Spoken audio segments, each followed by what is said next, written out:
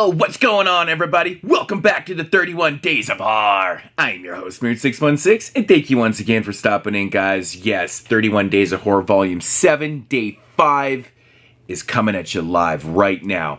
Alright, so we're going to take it back to 2013 with a film directed by Jasper Juhl.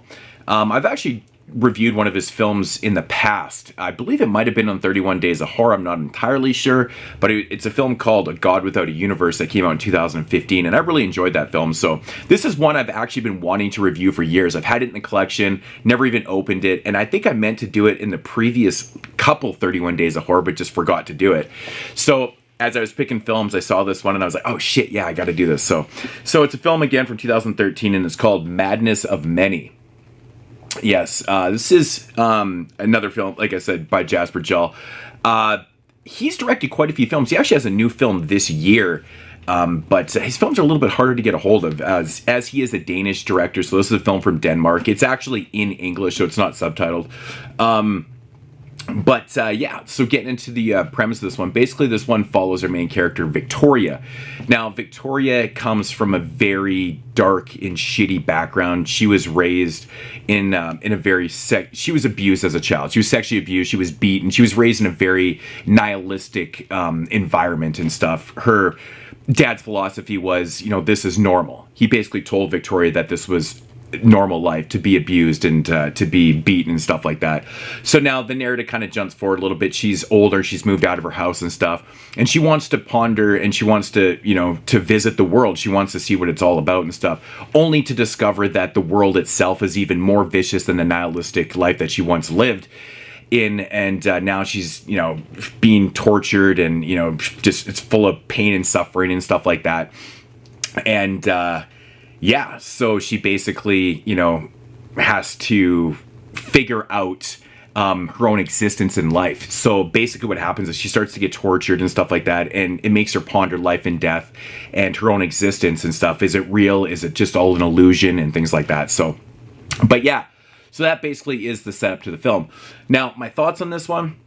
Wow, this is it's a really tough watch. Right off the hop, I'll say the runtime runs about 72 minutes on this, and the credits kick in about 66 minutes. Now, it's a long 66 minutes because it's a very hard watch. Now, this is really the textbook definition of torture porn, because the whole movie is basically Victoria's character and others being tortured, and it comes off as being very, very soft core porn. The main premise of the movie is basically, that you have to endure pain and suffering to understand your own existence, to understand life and death. Is it, it's supposed to make you understand if it's real or if it's an illusion and stuff like that. I understand what Jasper Juhl is trying to do here.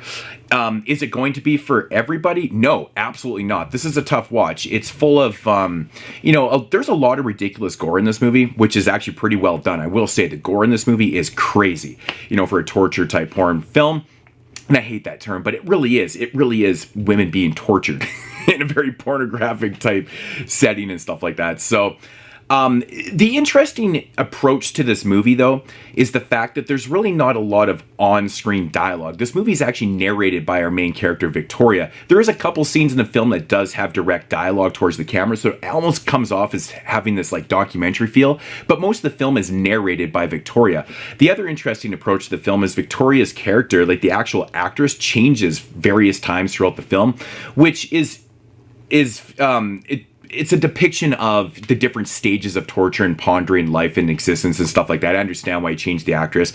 It could be confusing to some people because it does change without warning you. All of a sudden you're watching one Victorian and you're seeing another Victorian. You're like, oh shit, man, the actress is changing. But it's quite noticeable and stuff like that. So, but yeah, the movie is narrated, and it's full of philosophy. Like I said, it's all about, life and death and existence of, is it real? Is it an illusion and stuff like that? Now, a lot of the core narrative here is probably not going to make a lot of sense to people, because if you're not a nihilistic person, this is probably going to be just pure rubbish to you, because the whole movie has got to be the most nihilistic thing I've ever seen in my life. From her background to what she's going through, to even the atmosphere is very nihilistic. It's very dark and dingy. It's kind of shot like on low grade, almost like monochrome type film and stuff, or like digital video and stuff, it has this very kind of disturbing look to it, which kind of makes sense. It's very low budget, a lot of close-up shots and stuff like that. But like I said, I will say the gore is very, very good in this. Very good. When it happens, it is very effective. Some of it's really nasty. There's a really nasty force-feeding scene in this film. There's a really nasty... there's a lot of like kind of vomit gore. It almost reminded me of watching like a Lucifer Valentine film. Not as bad as that, because that's really disgusting. If you know what I'm talking about, like you guys know what I'm talking about if you've seen Lucifer Valentine films. There's a little bit that here. It's mostly just blood coming up and stuff, but there is quite a bit of it. Yeah, there is just a lot of torture. It's basically 66 minutes of women being tortured, brutalized, mixed in with this over-the-top sensible philosophy if you're willing to ponder the idea of what's being explored here, if that makes any sense. Because like I said, you know, it's such a nihilistic film that if you're nothing like that, it's going to be a hard one to kind of absorb a little bit. Yeah, it's definitely a different type of film, that's for sure. I'm not sure if it has a full-blown resolution to the film. I mean, I guess it's kind of up to you to decipher what you just watched for 66 minutes. If you can actually get through it, because I've heard from people in the past that, I remember when I first picked this up, I had a couple people tell me, they're like, man, this movie is just awful. It's so brutal to watch. It tries to get all philosophical. It tries to be so art housey that it's like terrible and shit like that. I don't think it's awful. I do enjoy torture films to a degree, and this one's a little bit different. It's not just your average, we're gonna kidnap somebody, put them in a basement, and, you know, torture the shit out of them for no reason, like specifically just to torture them. This one does try to explore the philosophy of it and pondering life and death and stuff. You might have to read between the lines and figure things out on yourself. I mean, it is what it is, you know. So it's a tough watch. It really, really is a tough watch. But I do like the approach to this. I think that the other interesting angle to the film is that you never do see the torturers' faces in this film. Not one time. They're either wearing masks, they have bags on their head, or their head is just completely cut off from the shots in the film, which is done on purpose. It's totally done on purpose because, again, it's going back to the fact of, is this actually real? Is this just all an illusion? Is this just a person that's suffering from mental anguish and stuff? Is this all in her mind and stuff? Like, we don't even know 100% sure if, you know, her background was real and stuff like that. If her dad was actually sexually abusing her, or, you know, living this truly disturbing nihilistic life and just kind of bringing that upon somebody. We don't know if that's all in her mind or not, but, you know, it's interesting. Maybe I might be overthinking this a little bit too much. Probably I am, because, you know, these type of things are kind of up my alley. I wouldn't say I'm a full-blown nihilistic person. I'm definitely not. But when you do go through a lot of shit in your personal life, you tend to be a little bit more pessimistic and you tend to question things a lot. So this one actually kind of made sense to me because I've gone through shit in my life that was devastating. And I mean, I was never tortured like this. Jesus Christ, no.